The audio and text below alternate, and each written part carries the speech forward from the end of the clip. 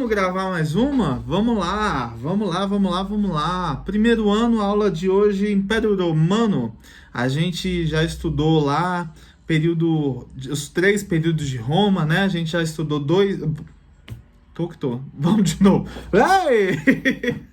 Então vamos lá. A gente está estudando os períodos romanos, a gente já estudou a monarquia romana, já estudamos a República Romana e agora vamos para o Império Romano. Vamos estudar até a queda de Roma, né? Tem vários detalhes que vão vir em outros vídeos ou lives, etc. A gente ainda vamos falar um pouco mais de Roma, porém hoje vamos ver o Império Romano, tá legal? E, cara, eu não inicio o Império Romano de onde se inicia de verdade o Império Romano. Quando você pega lá em história, lá você vai ver o livro, tem um lugarzinho que fala Império Romano, começa aqui. Eu vou começar um pouquinho antes, porque para mim ali já é o início desse processo que vai ser o processo do Império Romano, tá legal? Então vamos lá. Pegar minhas canetinhas, botar minhas canetinhas aqui. Então, bora lá, galera. Só para lembrar, né, lá no meu site, profeduardo.com, você encontra o slide de Roma, você baixa o slide, assiste as aulas, pega o seu livro, faz as atividades, você vai ser um aluno fantástico, tá legal? Vai ser um aluno incrível. Então, vamos pegando um pouquinho de cada lado aí pra gente criar esse nosso conteúdo, tá legal? Vem aqui para a aula, vamos falar de Império Romano, vamos começar? 3, 2, 1, professor de história com números, é uma vergonha. Então bora lá, cara. A gente estava falando da República Romana, e quando eu estava falando da República Romana, eu falei muito sobre o fortalecimento dos plebeus. Cara, você lembra dos grupos sociais lá, né? Patrícios, na verdade romanos, patrícios e plebeus, estrangeiros e escravos. É muito importante você sempre estar ligado nessa divisão social, porque essa divisão social ela está presente na Roma Antiga o tempo inteiro. Então, se liga, cara. Se liga nessa divisão social, tá legal? Se liga. Então, bora lá. A gente lembra que os plebeus estavam ganhando muito poder. Eles estavam ganhando muitos direitos, a lei da Canuleia, o direito de se casar com um patrício ou patrícia, a lei das 12 tábuas, né, o tribuno da plebe, né, os irmãos Graco, né, a gente lembra desse empoderamento que o plebeu estava ganhando dentro da República Romana. E os senadores vão gostar disso? Óbvio que não, cara. Os senadores fazem parte do grupo dos... Ai, calma aí, eu tô pegando um negócio aqui. Os senadores fazem parte do grupo dos patrícios. Cara, quem tem poder não quer ver seu poder sendo igualado ou seu poder sendo diminuído. Quem tem poder quer mais poder, cara. Eu tenho poder, eu quero mais poder. Os patrícios, eles queriam mais poder, mais riquezas. E eles estavam percebendo que os plebeus estavam conquistando riquezas, conquistando poderes, direitos. E eles tinham que frear isso. Qual é a ideia deles para frear isso? Nesse período, a gente tem que lembrar que durante a República Romana, a gente tem um período de maior expansão territorial romano. Então é um período onde o Império Romano ele está crescendo, conquistando. Quem está com grande poder durante esse período de grandes conquistas? Os generais romanos. Então eles vão falar, vamos criar os triunviratos. Um triunvirato que será um grupo formado por 3 pessoas, no caso 3 generais, que vão governar Roma. É uma tentativa dos senadores de frear o crescimento, o desenvolvimento do grupo dos plebeus, as conquistas de poderes que os plebeus estavam tendo. Então eles vão querer frear isso e vão frear como? Vamos investir nos triunviratos. Fechado?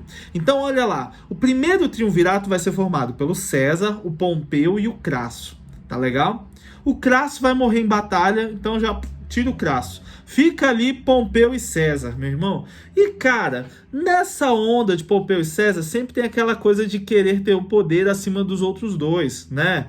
Por exemplo, tem César, Pompeu e Crasso. O César quer se destacar, o Pompeu quer se destacar acima dos seus outros dois, né? Trios, né? Do trio lá eu quero me destacar. E nessa onda começa um conflito, principalmente entre Pompeu e César. A gente tem que lembrar que o César, ele tá conquistando a Gália. A Gália é o que é hoje a França, tá? Ele tá conquistando a Gália, e essa conquista da Gália demora anos essa conquista. E aí o Crasso morreu, esquece o Crasso. O Pompeu vai pegar e vai começar a fazer várias críticas a César, falando que César estava gastando muitos fundos de Roma, que César não estava lutando de verdade para conquistar a Gália, e começa aquele conflito tentando diminuir o poder de César e dessa maneira governar Roma absolutamente sozinho. César escuta essas fofocas e fala: ah, é? Então te prepare-se. Cara, ele vai detonar, vai conquistar a Gália em 2 meses e ele fala: estou voltando. Quando ele começa a voltar com o exército dele, Pompeu pega e senta o pé. Mas vai ser pego, vai ser morto pelo exército de César. E aí César se torna então o quê? O ditador de Roma. É isso mesmo, cara. Ele não tem o título de imperador romano, mas, cara, você pode considerar o César um imperador. Se perguntarem um dia pra você quem foi o primeiro imperador de Roma, você vai responder César? Vai? Sim ou não? Não, tá? César não foi o primeiro imperador de Roma. A gente vai ver ele já já. Tá legal? César não é o primeiro imperador romano, mas o poder dele se assemelha ao poder de um imperador. Mas ele foi o ditador perpétuo de Roma.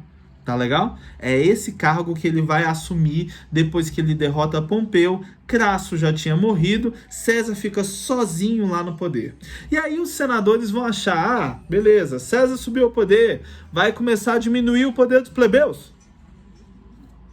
Não, não. O César, ao invés de diminuir o poder dos plebeus, ele vai começar a dar ainda mais conquistas para os plebeus. Os plebeus vão ganhar ainda mais poder. Então ele vai conceder, primeiro, cidadania aos estrangeiros.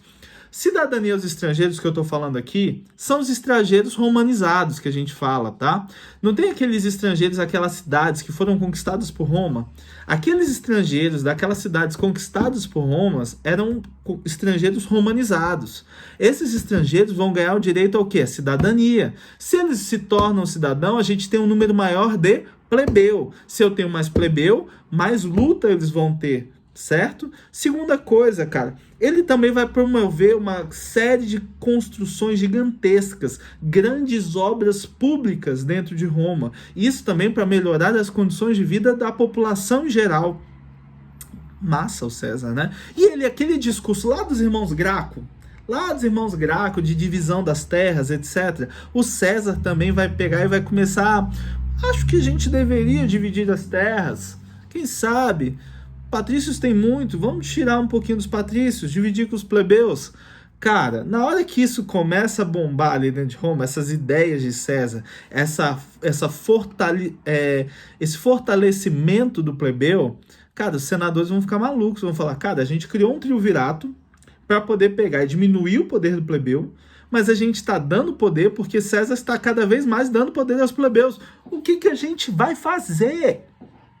O que a gente faz, cara? Mata o César, é isso mesmo, vamos matar o César. Na hora que o César está subindo as escadarias do Senado, ele vai ser esfaqueado por cada um dos senadores, inclusive um especial, que é aquela frase: até tu, Brutus, até tu, Brutus, me matastes.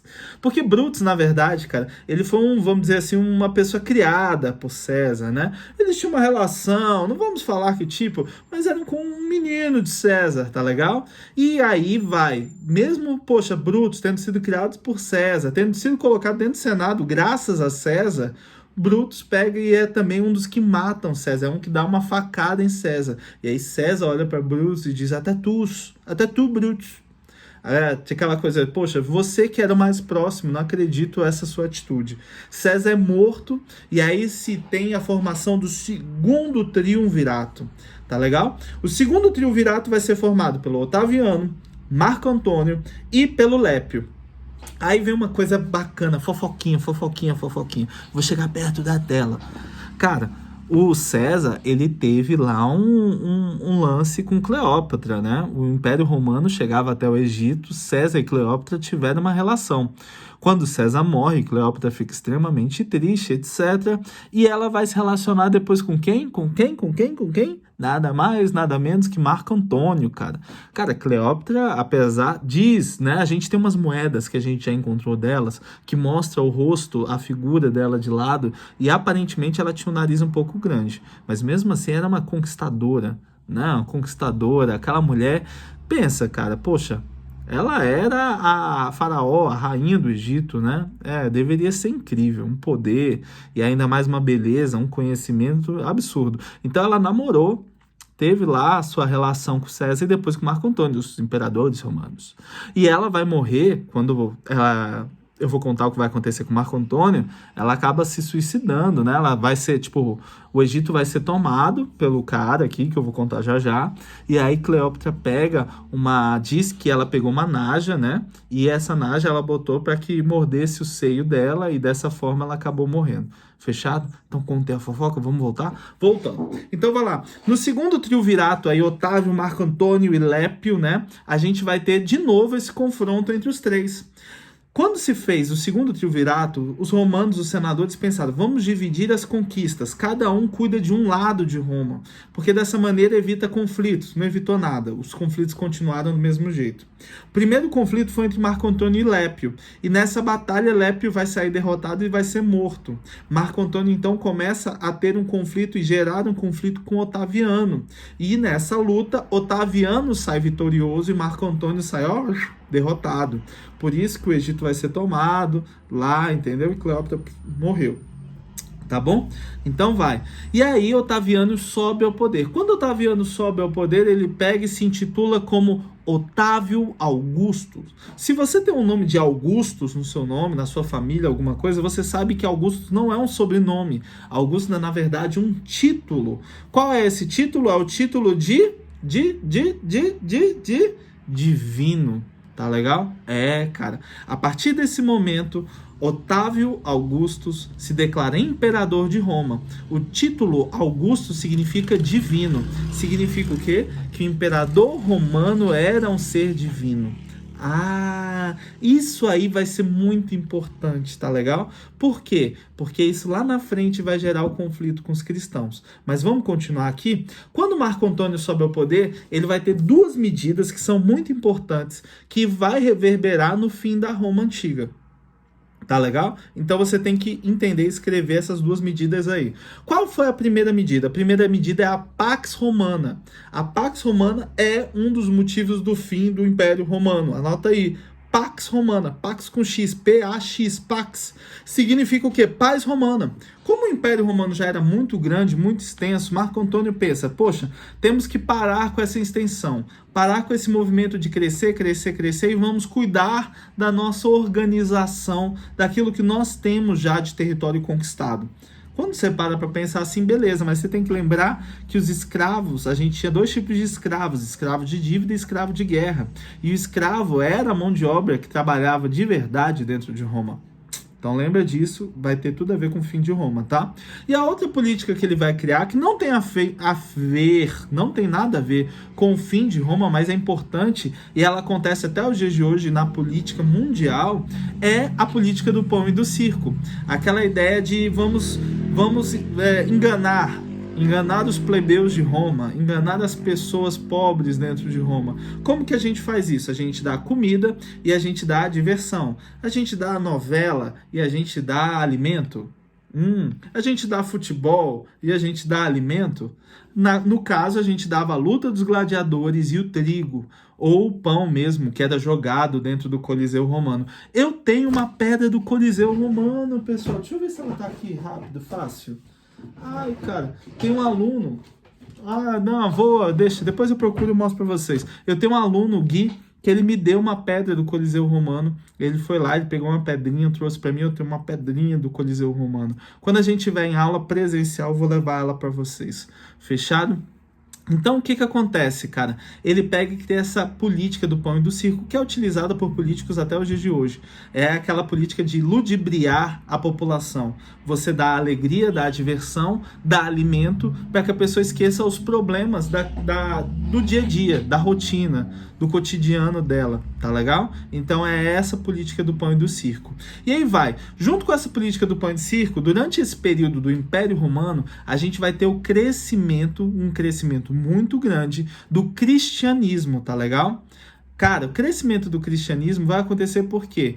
Porque aquelas ideias começam a ser propagadas e mesmo elas sendo proibidas, elas não deixam de existir, pelo contrário, elas se multiplicam.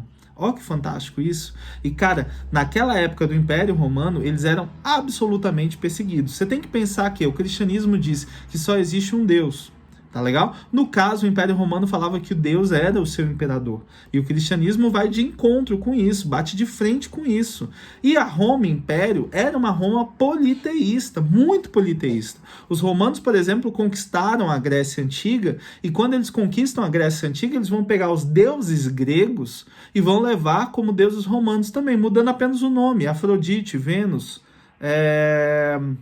Zeus, Júpiter, e por aí vai, tá legal? Alterando os nomes, mas são os mesmos deuses. Então, dentro da Roma, você tinha uma Roma extremamente politeísta, você tinha um imperador que era um deus, era um ser divino, tá legal? E você tinha uma religião, no caso, o cristianismo, que crescia dentro de Roma, mas que não via o imperador dessa forma. Isso vai gerar o quê? Uma perseguição gigantesca aos cristãos. Vários cristãos vão ser jogados nas lutas contra gladiadores, jogados com, tipo, uma faca de pão contra um leão, sabe? Umas coisas bem absurdas. Eles eram jogados dentro do Coliseu para morrer, e isso servia como diversão para as pessoas, e vários cristãos morreram de perseguições aí diversas, né? Você tem o caso de Nero, por exemplo, que prendeu vários cristãos em madeira, como se fossem tochas, e ateou fogo neles dentro de Roma. Quando Nero tacou fogo em Roma, ele culpou os cristãos por terem tacado fogo dentro de Roma, e por aí vai. Essa perseguição, ela vai durar durante um bom tempo aí. Pessoal, tô vendo que já tem 16 minutos de vídeo, então vou fazer o seguinte: eu vou deixar o fim do Império Romano para a nossa próxima aula. Próxima aula eu vou falar mais um pouquinho de cristianismo e vou falar sobre o fim do Império Romano. Fechado? Até mais. Tchau!